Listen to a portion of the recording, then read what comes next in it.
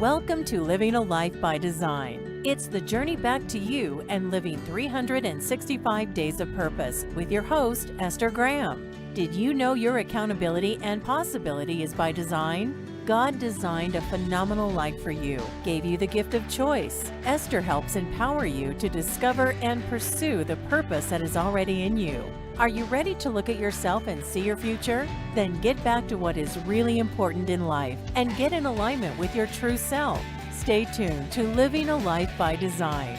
Journey back to you and start living 365 days of purpose with your host, Esther Graham. It all starts now.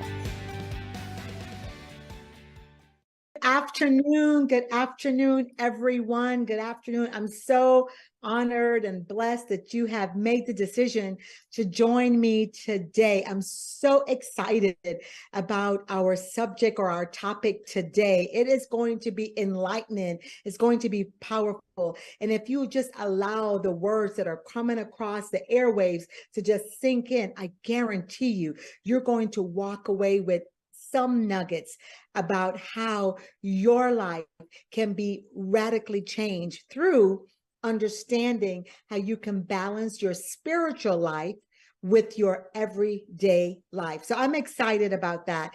And today we have my very special guest. He's a thought leader. He's a nonprofit CEO. He's an entrepreneur. I would like to add that he is me and my husband's. He is our mentor, our motivators. And so we are just so honored that he is in our lives for years now. And so here he is, everyone, Anthony Wallace. Come on in and say hello. And I don't do enough honors to introduce you. So I'm going to ask you to reintroduce yourself. And we're going to get talking about the hot topic of balancing your spiritual life with everyday life. Listen, tune in. It's going to be enlightening for you. Right. Welcome, hey, Anthony. Thank you, Dr. G. I said I'm going to call you that today, at least to start. So thank you for inviting me. Thank you for inviting me. I've been looking forward to this, and I am just already fired up because of the energy that you always bring and the purpose that you always bring. And, you know, I don't really like talking that much about myself. You know, I'm a regular guy, had a great mom and dad and a great upbringing, and they did it the right way. But today I'm most interested in people. I'd rather hear people's story and their journey rather than talk about myself. But I've had some experience. I'm a combat veteran. I flew Apaches in the Army for many years. I was in Desert Storm, Desert Shield, and now we run a nonprofit that I was thinking about it. We're looking at the resume. It's just God has done some phenomenal things in spite of us. But to your point, it required us to be balanced and to have the right balance between our natural, secular, spiritual life. And when we come into a knowledge of how that is, then we can live with purpose, as you say, and live with joy, right? And take the licks that come to us in stride. It's just about being positive. Yep. Yeah. Oh, definitely agreed. It is just about being positive and being able to bring that into your life, not just on one day, but every day. There's so many of us, you know, this morning. So for those of you who may not know, I am in the beautiful Caribbean. I'm in the island of Grenada hosting my Celebrate You retreat. And one of the things that we talked about this morning is that, which brings into what you've just said, is that we've got, I believe, over 60,000 thoughts that we have a day. And out of those 60,000 thoughts, over 90% of those thoughts, or let's say 90%, are negative. And then 10% is positive. And so now, in order for us to think positively, like you said, and embrace our lives in a positive manner, being able to bring in how we can balance that our spiritual life with everyday life, we've got to begin to focus on the positive. Negativity breeds negativity. and positivity will breed positivity. So here's the 10%. We've got to focus on that, but it doesn't come easy. It takes work. So one of the things that you said when we met, and we were talking about this powerful subject, you said it begins with awareness. So can we just talk about that just a bit? Yeah, so when I was in Army aviation, one of the things we had to do is study aviation physiology. And along with that were these self-imposed stresses. These stresses were things that we did, negative input, putting the wrong things in our body, being surrounded by the wrong voices, and then most of all, failure to monitor in a kind of a biorhythmic way what was going on inside of us. Oftentimes we have these inclinations and these feelings and all of that stuff, and we don't really know how to compartmentalize that. That can produce stress. So only when we calm down and then take a look at some things, because as you said, we actually live in a negative world that's trying to be positive. I mean, if you turn on the news, it's negativity, and the news purveyors get everybody to scrapping about something that they themselves have lifted out of. And so your family, a lot of issues that go on, they produce this negative energy, and it's easy to drown in that. And so I believe you have to be aware enough to make a conscious decision that that's not me. If that's your argument and that's how you want to live, man, my shoulders are broad shoulders, but they're not broad enough to carry that kind of weight. And that's why oftentimes we feel beat down, confused, tired, fatigued. A lot of it is because we allow this negative energy from outside to become part of our protocol inside without even really realizing. Yeah, exactly. One of the things that you said before as well is that when we balance our spiritual practices with our everyday life, we begin to integrate our experience to where then I want to say that again, it produces not just a positive experience, but it produces a powerful experience to where we can begin to navigate through life appropriately, to where we can have those things that we so desire. I'm not speaking about material things, by the way. I'm just speaking about that God just wants us to have: peace, joy, happiness, those things. But when we need to integrate some things. Is that correct? Yeah, that's correct. I mean, just to use that example about, all the things, we live in a materialistic world, and particularly in the West.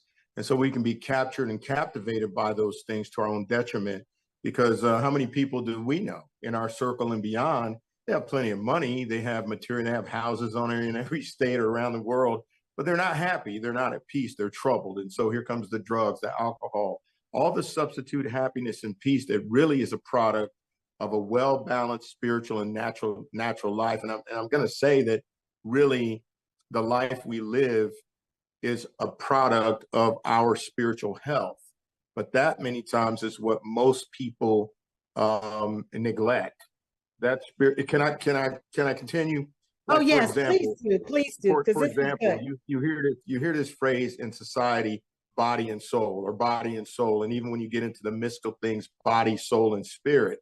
Well, what people don't know is by mentioning it in that order, it's out of order. Body, outside, soul, middle man, spirit, the innermost person. And so that person becomes last, and that's the real you. When really, and again, this isn't a Christian thing, but my life was changed through neurotransformational, being renewed in my mind based on the book of Romans. And then in Corinthians and other scriptures, Thessalonians, most particularly, it says that it's spirit that comes first. Like when you see people go out, start businesses, get married and all that, they put the last thing first. And so if the first thing isn't first, then everything else is out of order. So the scriptural edict is spirit first, then soul. That's what we deal in. The soul is your mind, your emotions, your will, your intellect, your constitution, your convictions. Spirit first. That's the guiding thing. That's who you really are. And then your soul, and then here comes your body, a soul like mine. So spirit, mind, and then your body. And now, and let me just go further. You can have illnesses in your body because your spirit, the real you, the imago Dei, that which is created in the image of God, is out of sorts. And then it needs that information, it needs that environment, and now it sets things in order with your mind. You start thinking straight, you start speaking right, you start making better decisions based on the epiphany really that you've had in the spirit. So spirit and soul come together to bridge into your body. And so now your body's healthier, your relationships are healthier. Everything outside starts flowing because now we have that human imago Dei experience in the right order. Does that make sense? It makes so much sense. So let's talk about that just a little, because, one of the things that I love to do is focus on that neurotransformational and focus on that journey back to who we are, to who God created us to be in the first place. And I love how you said we focus on spirit first. Many times we do focus on the outside when it really is an inward, it's the inside. I always like to say there's two worlds that we live in. It's the inner world and the outer world. It's really the inner world that we control, meaning that we make a decision where our spirit, in other words, we could decide, I want to have spiritual wellness. And so in order for me to be spiritually well, right, once I take care of that piece, then everything else will fall into line. So let's talk about that just a little bit, where our spiritual life comes in order, comes in alignment, then everything else will come into place. Yeah. Okay. So you'll hear a lot of references when I talk because this is just what happened to me. So even as a young, for example, this will help people handle negative circumstances in a positive way. So I got married really young. I was unprepared, right? Even my spiritual experience with God, I was just totally unprepared. But I knew inside that there was something missing. And so I went on a journey to study biblical characters. And then after that, I started studying people that experienced success. And maybe a quick cutaway is this. Right now, you're sitting in Grenada, much to our chagrin, in the sunlight, on the beach, all of that, right? You're in an environment that's conducive to happiness ordinarily. I'm looking out my window. You could probably recognize the decor behind me. So I'm looking out into the back here, and it's rainy and it's windy and it's chilly and it's cold. But if I can use that as an illustration, when you get your spiritual life right, that's the inner part of you, like you said, it doesn't create, people who get the spiritual part wrong end up in isolation or exclusive relationships or whatever. It's just me and the whole world. But no, the spiritual development is what I call insulation. Insulation, it insulates you, it begins to insulate you against the negativity that has run your life, against all the things that are draining the energy out of you. Because as I sit in my house, the elements are outside, the wet, the cold, the rain, the negativity of the day can't reach me because I'm insulated. What am I insulated by? By my house. And my house is insulated. See it? The house is like the body. So that body acts as an insulator for all the wealth and all the greatness and all the God experiences, all the spiritual strength that I have. And so I insulate that, but I'm not supposed to isolate that, because when I come out of my shell, when I come out of my body, when I meet people, when I talk to people, when I'm developing relationships, then it's the positivity of that balanced soul and spirit together that creates it's a joy and a peace that not just comes from inside, but it flows outside, not to just what I do, but to everyone I meet. And I think sometimes even spiritual people don't get that right, because you're spiritual, you got a relationship, a deity or whatever, but you still treat people badly. Yeah, right? Yeah. That's an indication to me. That's an indication to me that you're out of balance. Because when you're in balance, you're kind to everyone. It doesn't mean if they're kind to you or where they love you or hate you. No, I love because that's just what you're supposed to do. That you were created to do that. And so once we get all those things aligned, reinforce that with people, places, and things that are into the same thing. Now you're a blessing. You're a blessing wherever you go. People want to be around you. They want to hear your ideas. You know what I mean? So I'm about to run off the rail, but that's a quick illustration about it's the difference between being insulated and isolated. I love that. You're insulated.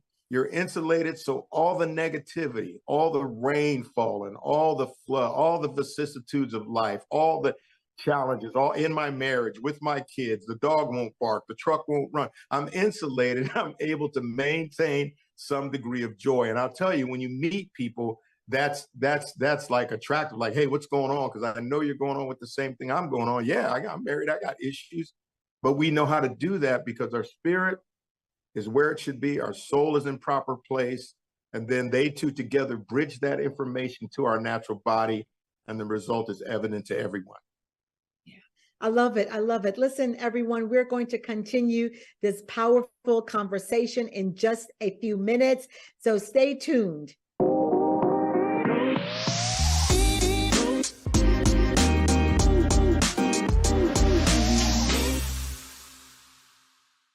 Hello, hello. Welcome back. I am here with Anthony Wallace, and we are having, I like to call it an enlightening conversation about how our spiritual life, how we can balance our spiritual life with within everyday life. And so when we left before the break, we were speaking about being insulated and isolated.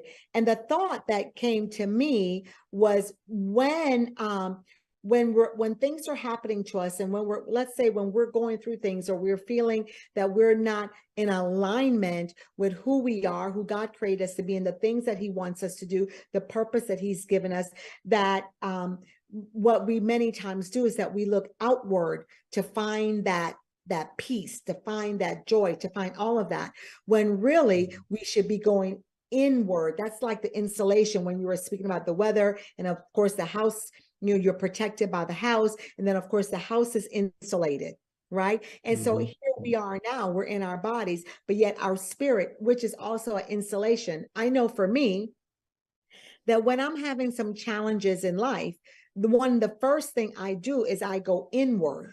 The inward part of me, for me, meaning that I go into my spiritual well-being.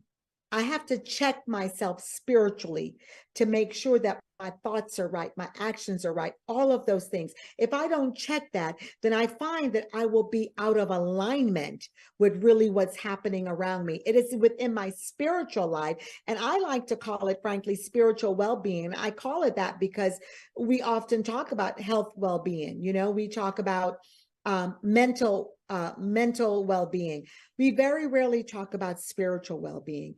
And for me, this is very important because I have to be good spiritually for me to move on and to fulfill my purpose, and to, let's say for right now, balance my spiritual life with everything that's going on with me every day. It sounds like, and I think you and I agree in principle that spiritual life, because that's who we are spirit, we possess a soul, and together they live inside of a human body. That's what makes you legal to be in the earth, is your earth suit, so to speak. But so that's the foundation. So let me flip the script and ask you a question, if I can. Would that be okay? So Sure. You said, hey, I gotta go inside to make sure things are right, to make sure I'm in touch with the spirit part of me. What I'm hearing, and what I'd maybe like you to share, and I could share as well. So that spirit life, that spirit truth, has to be based on something. You know what I mean? So what would it be for you, or what would it be for the average person? Because again, I know for me, you can think you're on this journey for spiritual enlightenment and still be missing it, because I approach the spiritual journey the same way as I approach everything else, sometimes just from a carnal mind. You follow me? So Yeah. what do you say?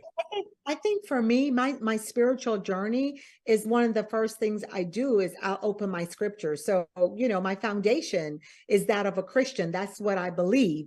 And so I will open up my scriptures and I will read scriptures. I have my devotions, I have my meditation, and I just really have to go inward to hear what God is saying to me about my life, my situation, and what I need to do. And what I find is that when I am spiritually well, right? When I'm spiritually well, then I could hear clearer, and then I could Mhm. more pursue my destiny or my purpose. I'm guided well. And so one of the things I often do, not only do I speak affirmations, I am enough, I'm worthy, but I also speak scriptures into my life. One of my favorites, Mhm. for example, is he will instruct me and teach me in the way that I should go. He will guide me with his eyes. I firmly stand on that every day of my life. So that's my spiritual foundation. And when I go inward, that's what I do. That's what I hold on to. That's what guides me. That's totally what I stand on. So it's a review. It's a review. It's a checking those foundational points. And I love what you said. I think that's a great regimen for everybody to take away. Also, for me, one of the things I do when it seems like things are a little bit out of kilter, this is just me, right? We have the same foundation, we're of the same faith, and this isn't about, proselytizing in that regard, but when you find what works, it just works. So, It just but works. one of the things I do is I do the what ifs, Yeah. and I do what if not from an old negative mindset before I'm renewed. I'm like, what if I shot myself in the foot? What if this behavior towards an employee? What if that wasn't What if? representative? Yeah. What if the issue is me? Because a lot of people on a hair trigger these days, and it's this one, that one, the other, and this race, that race, da da da, the left, the right, da da da da da. And so we're all outside, but outside isn't the issue. It's here. See, in the house we live in, we've been married 45 years come October. So we've been able to set up a house, and it's a house that I can say with confidence is a house of peace. It's a house of joy. And primarily because it's a house of communication. We realize that we have to talk, even if we don't want to talk. So with regarding the elements, I came home, I parked in Margot's space. I'm inside the garage. I hope she doesn't come home. I'll be in trouble. But I ran into the house. I ran into my safe space because this is what we created for ourselves, built on the right foundation. Follow me? So, and it have to start with me. Margot, when we started, I wasn't ready. I wasn't able to help give you this. I wasn't able to secure you. And now that we have that on lock, it doesn't matter what the problems are because we know we got enough toolbox and enough experience to get through it. So Yes. I'm just saying, so I say for me, because like you, we run a corporation, you have employees, you have all kinds of things, and well, I used to say it pull your hair out, but as you can see, that's all gone. But what I'm saying is that you got to come to a place of balance. And there may be a day, I know for me, there may be a day where I have to give someone an apology. Yeah. I might have to say, hey, let me make sure I understood our conversation. And because, you're a world mover and a shaker and all that doesn't preclude you can put a hole in your own foundation Definitely. because you think you're here instead of coming back center. Okay, wait a minute. The way up is the way down. Let me get on my knees. Let me get in my word. Let me review how about this, Esther? Let me review some things so I can renew some things. Come on. Yeah, I love that. Let me review some things so I can renew some things. Oh, yes. Right. Yeah. Right. Yeah. Right. So for me, I think so necessary. yeah. So I think, and this is a good illustration of how our principles, our guiding principles are the same. Our particular methodologies or the way we go about it might be slightly different, but it doesn't change the truth. The truth remains unchanged, but the way I express the truth or receive the truth, notice I'm saying the truth, not mine, yours, and all that, and we get it. But it's the truth that gives us common convictions about things that it cause us to advance forward, not just as individuals, but as teams, but as families, as of communities and all of that. So it's great. Great. It just brings to my thought it's all ice cream, but what's your flavor? Yeah, exactly.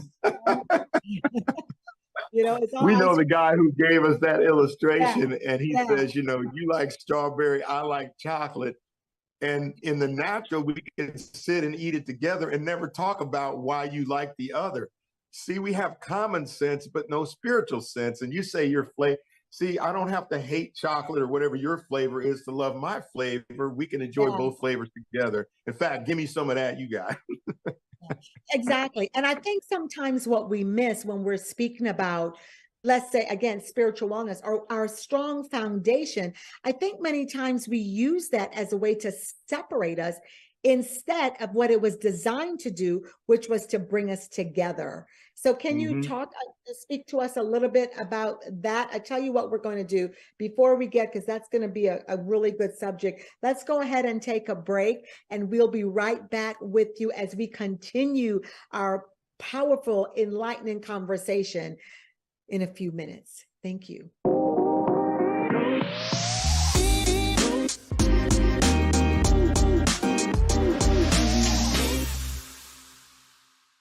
Welcome back. Welcome back. Again, I am here with Anthony Wallace, and we're having a powerful, enlightening conversation about how can you balance your spiritual life with your everyday life. What I love about what we were speaking of when we left, when in our last segment, is really our spiritual life, and how, well, my thoughts is that if we really have the Spirit of God, then that is used to bring us together as a people, as opposed to separate us. And so sometimes what I find, as we're living this life, is that our spiritual life, many times we use it to bring forth separation, when really, if we're in alignment with God and His Spirit, then it brings us together as a people, despite our race, our ethnicity, and all of that. So can you speak to us a little bit about that, and anything you Yeah, want to? I think I follow you, man. I was going to ask you to clarify that, it brings us into these places of difference. And maybe I was going to ask you, hey, give me a practical example that you see where that's commonplace or whatever. I know you mentioned race as a broad term or whatever. Can you highlight that before I try to answer? Yeah, I think where I'm coming from is, we often use, and maybe I need to get a little bit more specific when we're speaking about our spiritual life. We often have it to where, so I'm a Christian, but oftentimes we have to where we'll see where it appears as if Christians aren't showing love. We're not bringing the people together, but not just Christians, by the way. There's other people from other denomination and religion. And I often think, and I do separate religious from being a person that just, Hmm. from a person that is really embracing the Spirit of God that lives inside of them. Do you understand what I mean? In other words, Yeah. I have a relationship. I have a relationship with God. And so because I have a true relationship with God, then I'm able to serve Him. I'm able to look at these things to where, instead of pulling people apart, I bring it together. And I often think that many times we confuse our spiritual life with our religious life. I often see where religious separates us, when really, when we're looking at building our relationship with God, it should really bring us Hmm. together as a people, but often it doesn't. Right. I agree with you because as you were speaking, so the example comes together out of the Holy Writ, out of the scriptures. Jesus really didn't have a problem with anybody, he because he's, God is love, you know what I mean? And the first commandment is about love. Love the Lord your God and then love everybody else. But religion is what we see. He had the strictest, the harshest castigations and rebuke of anybody in his day towards the religious hierarchy. And so Mhm. what we recognize is that religion kills. And we kind of use that interchangeably, but you can look all through history, even in the scriptures, it's this religious practices sometimes taken out of context that cause us to fight and devour one another and beat each other up. And so what we do is we forget who we are, we return to these old habits because of the negativity that hasn't been dealt with. And so Mhm. now we're captious and critical with everybody and anybody that has a different view, different lifestyle, whatever. And see, I put this out years ago. I said, I want to stop telling people, man, I love them to death. I love them to death. No, I don't love you to death. I love you to life. You Yeah. follow me? You know what I mean? Oh, I yeah. get it. It's a play on words, but think of it. You see, as you say, so much is dependent on what we say. Man, love them to death. Well, why would you want them to die? That's what a 3-year-old would ask. Well, why would you want them to die if you love them? So you love them to life. And that's the difference between religion and then having a real life personal experience with this person. For you and me, it's the same person that says, look, dude, here's how it goes. And Yeah. what we do, I think, also is because we're unsure, or because that spiritual experience isn't deep enough or authentic enough, or so we think, we take that the same way we take all our other stuff. This is mine. This is my God. He speaks to me, and all that other stuff. And so we get very, very, we get very, very unattractive. And what comes across is we're unhappy. If God is everything in the scripture and you're found it, why are you so unhappy? Why are you so And me, and me. you're like verbal violence. You know what I'm saying? And so the fruit of the spirit is love. Regardless, love is a lifestyle. It's not something I pick up and put down. It's how you choose to live your life every day. I love that. It's how you choose to live your Yes, life. you And choose. so that's where you now Let have me to just say this. That reminds me of something I said recently, and a lot of positive feedback. If we could begin to think, especially in the Western world, love isn't an emotion. Love is not an emotion. Love is a decision. Yeah. You decide to love because you don't feel like it. It's not in your DNA. I mean, when you look in the antebellum South, and you're telling me to love these people, love their sense, all that. See, and that's what you get. And that's what all the negativity comes in, the battle against a firm foundation of what is to be the truth. Jesus said one time, he says, look, you've heard it said, love your friends and hate your enemy. But I say, so he's a disruptor. He's a disruptor of all that negative, crazy, genetic, ethnic nonsense. And it just, we talk all the time. It's really, really aggravating, and we can fall victim too. But I decided, he didn't earn my love. I decided to love him because that's who I serve. And that's who he made me to be. He made me to be a representative and an agent of his love. It has nothing to do with what you think. It's what I think. It's what I believe, and it's what I know. Go ahead. I'm sorry. I was going to say, when you make a decision to love, then you can love anyone, despite anybody, anytime, a pure place. You can love anyone, and I don't have to agree with you for me to love you. I don't have to agree with you for me to have a conversation with you. I don't have to agree with you for us to laugh together. What I am commanded to do is just to love, despite. That's right. It. Here's another one. Here's another Wallaceism. Just because I reject your opinion doesn't mean I don't love you. Exactly. You know what I mean? We're just sharing opinions, but I love you because you're me. You're like me. We come from the same place, man, in the image of God. And the wonderful thing about that is when I love you, I could talk to you. I don't have to agree with you. But listen, what's interesting about that, if you're married or you're in some level of a relationship, you don't always agree with that person, but just because you don't agree with them does not mean that you don't love them.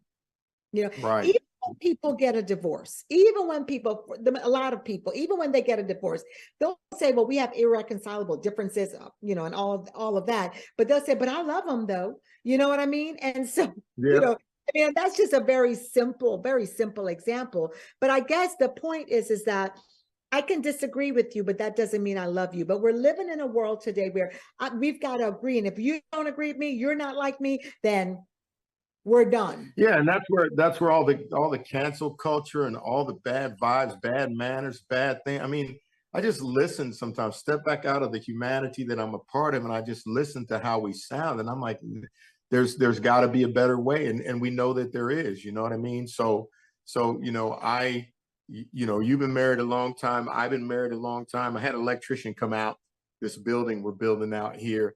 So oddly enough, yesterday we got to talking about marriage, and I'd made some references to my wife and this and that and the other. And so I got to talking about the secret of a successful marriage for us. And he just got really quiet. I never met the guy before.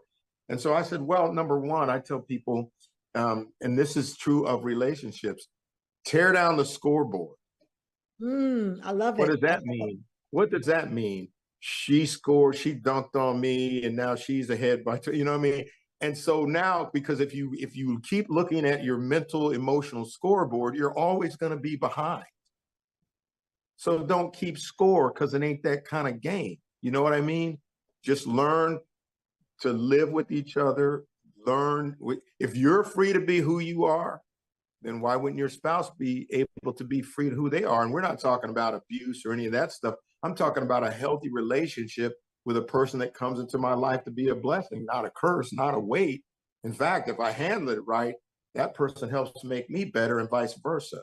So again, I think we damage ourselves because, can I say it this way? Scoreboard means I'm on the defensive.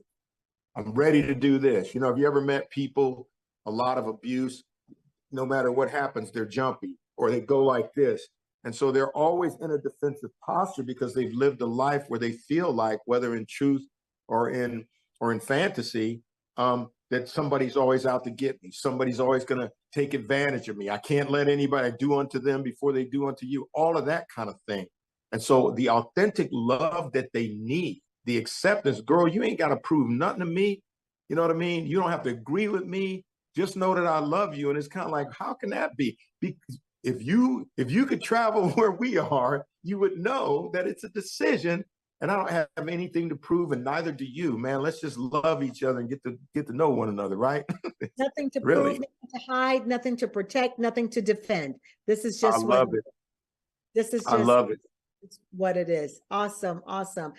So can you tell us, as we're looking at how can we bring balance? And honestly, I like to say harmony, because I think of a symphony, that when everything comes together, all of the instrument, it just flows, in harmony, right? And Right, so I think about how can we bring harmony in our spiritual life and our everyday life, to where every day we are walking it out, right? We're bringing that in. And so what I'd like in our next segment, when we return, for you to just give us some steps that we can take away with us, maybe 2 or 3 steps that we can just take away with us as we are now moving forward and bringing harmony into our spiritual life and our everyday life, to where it flows like a beautiful symphony. Not that it's not going to make mistakes, because sometimes a symphony can be out of tune.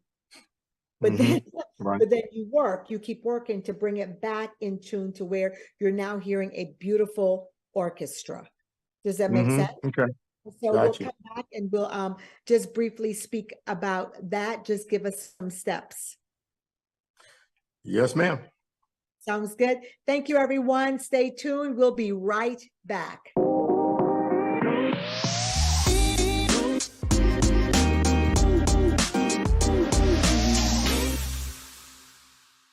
Welcome back. I am here today with Anthony Wallace. And so we'll continue to just speak about how we can bring balance, or as I like to say many times, harmony in our spiritual life and our everyday life. So if we can, Anthony, just continue with our conversation. Yeah, that's really powerful because, again, we have a tendency to compartmentalize that. It's like in the United States, you have this notion of separation of church and state. You can get into a heated argument about that. I'll just mention what Martin Luther King said. He said, listen, the church was never to be the guardian or the watchdog or the steward of the state, but it was to act as the conscience of the state. So in other words, if the church or the Imago Dei speak to the nation, it should be as your conscience. You know how it is. How many times has your conscience saved you, Esther, from doing craziness? Oh, yeah. But now we squash the voice of conscience and then scratch our head as to why there's such hell breaking loose. See what I mean?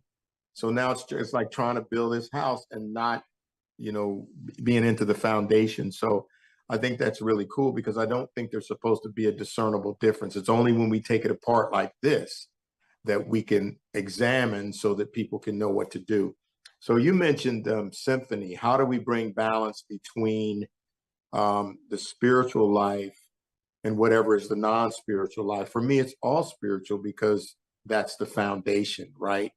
And none of the other two elements, according to Thessalonians, can operate with that being out of sorts. So when you said it's like a symphony, right? I went, yeah, right. And so what I thought about, well, everybody in the symphony better know that there's a conductor. Yeah. He's not playing an instrument, but he's not, he's controlling everybody's gift. So what I'm saying is there's a conductor. And so in our spiritual recalibration, we got to acknowledge there's somebody bigger than me. There's a power force greater than me. That's the conductor, whether you're flowing in a symphony or whether it's just a symphony between your spirit, soul, and body. You got to acknowledge that conductor. And you got to be, I want to say this earlier, and I got a lot to say, so let me hurry up. So even in the life of Christ, everything's cool until he gets to this garden. And in the garden, he actually has to be broken down. He's betrayed, he's denied, he's broken down, and nothing's left but the will of the conductor. Yeah. And he has to come to grips. He goes, I want to do this, but I got to do this because that's what the conductor designed me to do. So that's when you reach real spiritual truth, is when it's all of the conductor and none of you, right?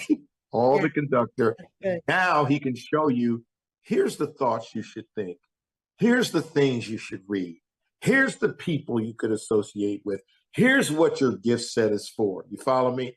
Mm-hmm. Other than that, you're going to be trying to pull him into what you're doing and what you plan and what you think and how you see it. And he's like, nah, man, I'm outside of all of that until you get broken down till there's nothing left but what I'm directing you to do. And notice, I'm not playing an instrument.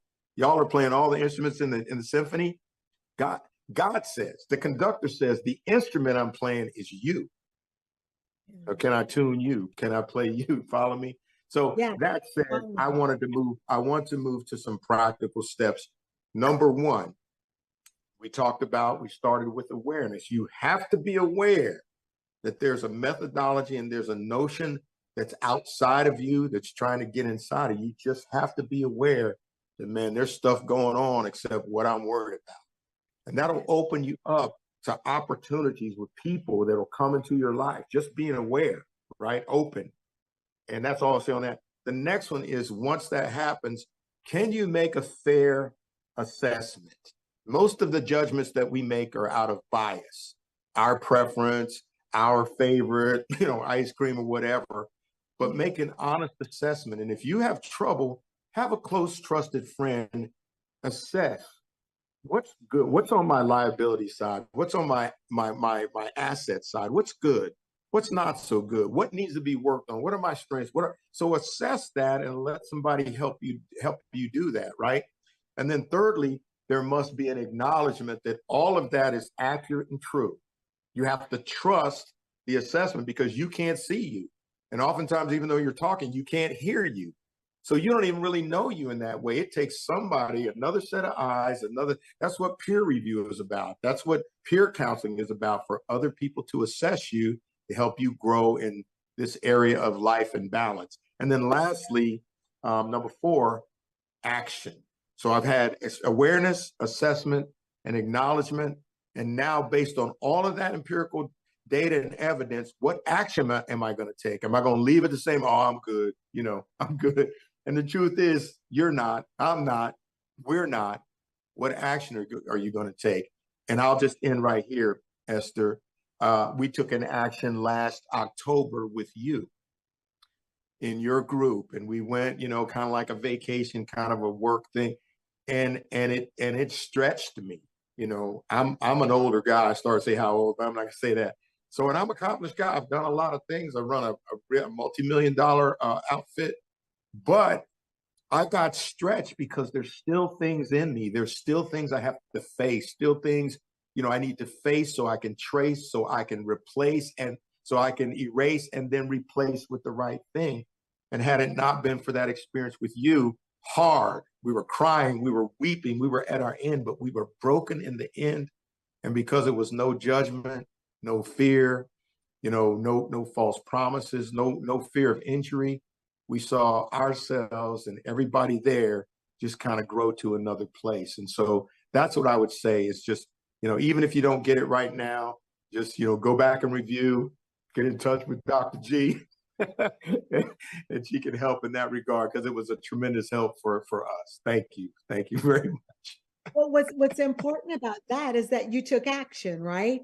And Joan Right. Baez, action is the antidote for despair.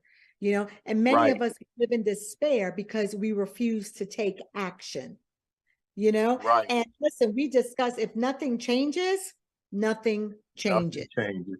And Right. so with the awareness, and I believe the 4 steps is, first of all, becoming aware, then assess it, do an assessment. So important in life overall, period. And then acknowledge, part of that, acknowledging where you are and acknowledging where you need to go, just acknowledging everything. And then action. You've got to take action. If you don't take action, you could get through the other 3. But to bring more change, there must be some action. Would you agree? There's got to take action. Right. And that's the hardest part, but it's the most important part of that whole process. How we remove despair. Action is the antidote for despair. And if you look through, many people that we see they're feeling downtrodden, they're all these different things. They lack action, I believe, in their lives. If nothing changes, again, I say it, then absolutely nothing changes. Right? This is one last word. One last word about atmosphere. The catalyst for me was atmosphere, because in my work, I take a lot of criticism, a lot of cheap shots, a lot of pot shots. And so the last thing you want to do is be in an atmosphere of that. So you made the atmosphere safe by creating a no judgment zone. Yeah. Thank you, y'all. He's talking about my retreats. So yeah, very powerful, if I must say so myself. So listen, let us know. Let us know, how can anyone contact you as we prepare to leave you for this particular segment this Friday? Right. Well, the best way, because I'm an extrovert, but I'm really shy. I'm only really on social media, Twitter right now. So you got to be on Twitter, and you can go to _ Anthony Wallace, Twitter at _ Anthony Wallace. And you can, you can make yourself known, ask questions, follow, and then we can direct talk and all of that. So that's the best way. Pretty simple. I want to encourage everyone to do that, because he's got some powerful nuggets that he puts on, that thought-provoking nuggets that make you say, and it's just powerful. So I just want to thank you so much for joining me today. To all of my viewers or listeners, those who are listening live, those who will be listening to the repeat, wherever you are in the world, thank you so much for joining me. I love you guys. I appreciate you. And stay tuned for every second and fourth Fridays at 2 Eastern Standard Time, 11 Pacific Standard Time. I can't wait to see you again. God bless you. Take care. You have been listening to Living a Life by Design, the journey back to you, and living 365 days of purpose with host Esther Graham. Listen or watch live every second and fourth Friday at 11 a.m. Pacific on TransformationTalkRadio.com. Discover that what is possible is already in you. God designed a phenomenal life for you. Esther helps you ignite that energy behind your personal journey for a deeper joy and peace, living 365 days of purpose. For more information on living a life by design, visit fddwomen.com.